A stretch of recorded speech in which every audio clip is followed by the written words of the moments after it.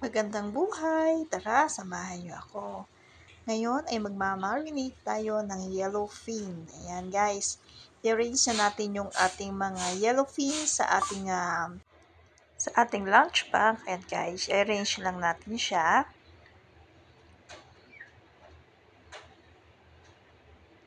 Arrange lang. Ayan. At lagyan natin ng bawang or garlic. Sundan natin ang black pepper. More black pepper para lumasa siya. Masarap kasi yung medyo maanghang sa black pepper. Then, yung ating lemon juice. Ayan guys, yung ating lemon juice.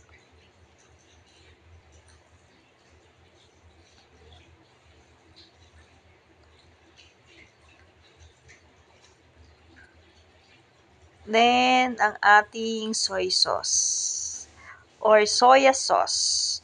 Yan ang ating ilalagay. Ayan guys, yung ating soya sauce, ilalagay na natin. Siya rin ay nagpapasarap sa ating yellowfin. At isunod na natin ng ating soy sauce. Ayan. Lagay ang ating soy sauce. At syempre, hindi mawawala ang ating oyster sauce. Ayan guys. Ang ating oyster sauce ay ininalagay na ni Inday. Ito na guys, nailagay na natin yung ating mga ingredients. Ito na yung ating yellowfin. At lagyan natin ng konting magic sarap para may pampalasa. Dagdag pampalasa ang ating magic sarap. Ayan guys, i-combine na natin lahat yung ating ingredients na inilagay. Ang gagawin ni Inday ay babalik-balik rin niya yung mga yellowfin para mag-combine yung ating mga ingredients na inilagay like yung ating paminta, bawang, magic sarap, yung soy sauce, soya sauce, at yung ating oyster sauce. Ayan, balik-balik na rin lang ni Inday. Ayan yung ating yung mga isda natin. Hanggang sa ma-combine yung ating mga ingredients na inilagay. At na ma-marinate mabuti yung ating isda.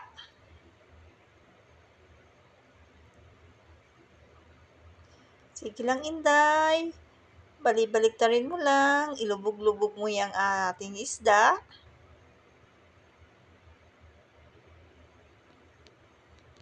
At dinagdagan pa ni Inday ng black pepper. Ayan.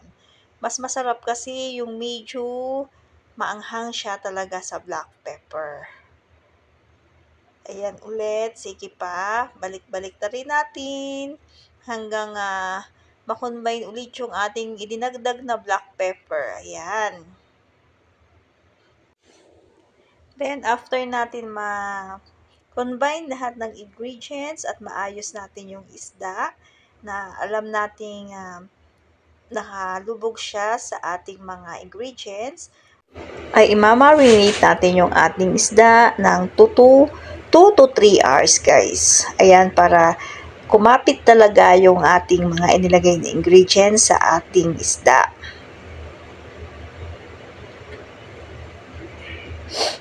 Ayan na, okay na guys. Takpan natin at ilagay muna natin sa refrigerator. So guys, ito na yung ating minarinate na isda ng 2 to 3 hours. Ayan na siya. Yan guys. Ngayon ay maglulusaw na tayo ng butter sa ating kawali.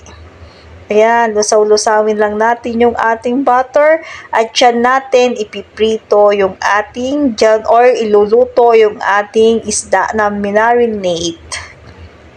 Hintayin lang natin malusaw yung ating butter guys. Ayan.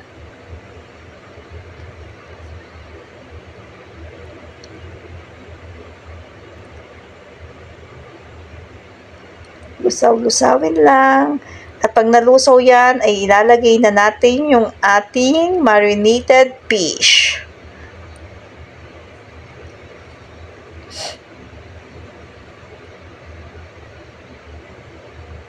Yan guys, hinaandang natin yung apoy. Kailangan medyo mahina na yung ating apoy para sa ating pagpiprito ng ating isda.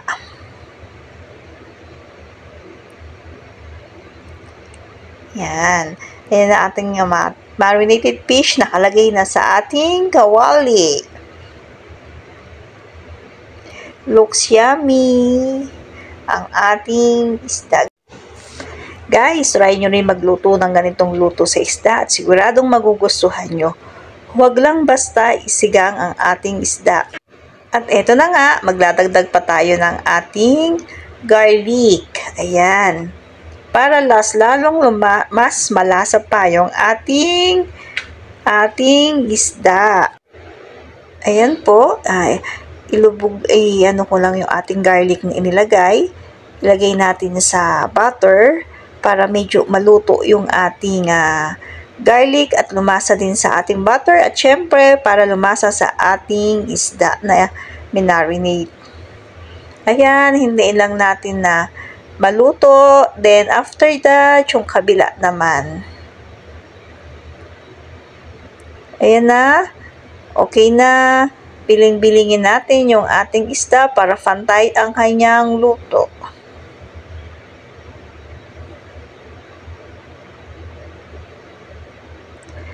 Looks yummy talaga. Tingnan nyo guys. Oh. Lutuin lang natin mabuti yung ating isda guys at yung ating garlic na inilagay. Ayan. So ayan, kumukulo na siya oh. Yung ating butter na inilagay. Ayan, medyo nag-lessen na siya.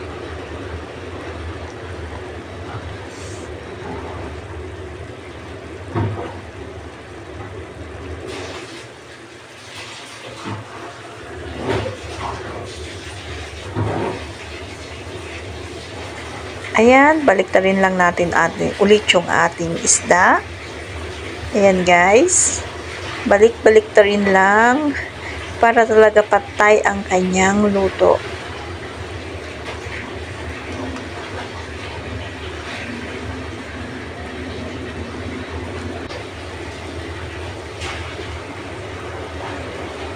So guys, mag-a-add pa rin ako ng onion. Ayan. Maliit lang na onion yung ating nilagay. Then, hiniwa lang natin ng pabilog. Then, ayan, ilagay din natin yung ating onion sa pinaka-sauce niya, guys, para medyo maluto siya. Ayan. Yung onion is masarap din naman dyan is yung half-cook lang din. Hindi yung lutong-luto talaga.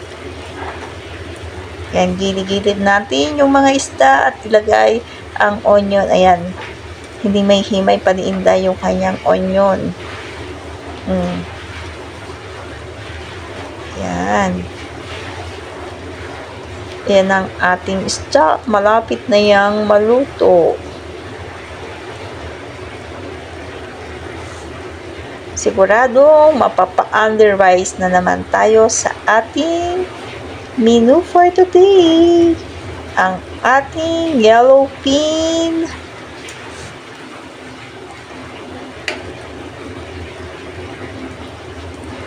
Ayan guys, kailangan na natin ulit siyang baliktarin kasi medyo dumidikit-dikit na yung ating isda sa ating kawali kasi nauubos na halos yung ating butter na inilagay. Na-absorb na nung ating isda na niluluto.